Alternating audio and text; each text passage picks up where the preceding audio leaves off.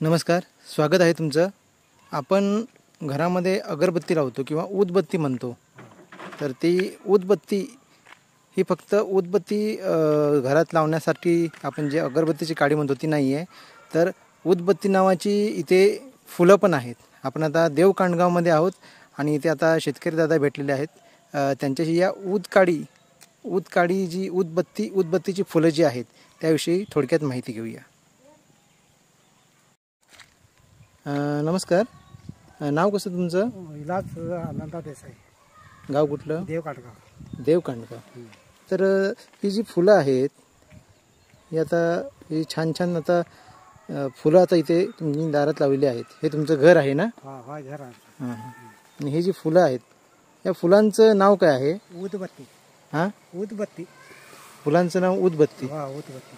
ह्या फुलांचा उपयोग काय आहे? फुलं काय नुसती सोयीसाठी देवाला घालायसाठी देवाला चालते. होय काय?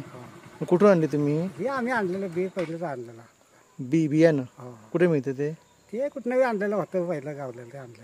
हां. फक्त त्याचा उपयोगाला सुगंध येतो काय? सगळं देवासाठी वापरायची देवाला. नाही, फुलांना या उदबत्तीच्या फुलांना सुगंध येतो का? सगळं बिकन का नाही वाचत नाही येत, फक्त शोभेचे आहेत. शोसाठी आहेत. बरं. ती तुम्ही आता ही किती झाडं लावली ती आता दारामध्ये तुमच्या? आपोआप उगावली ती.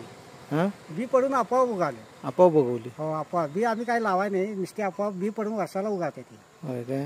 अरे छान दिसत आहेत बी आणि पडते हे शोभाही वाढवत आहेत परिसराची.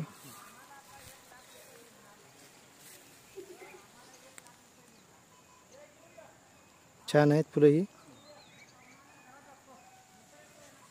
धन्यवाद, तुम्ही छान माहिती दिली. उदबत्ती उदबत्ती उदबत्ती म्हणतात. बरं, ठीक आहे. थँक्यू माहिती दिल्याबद्दल.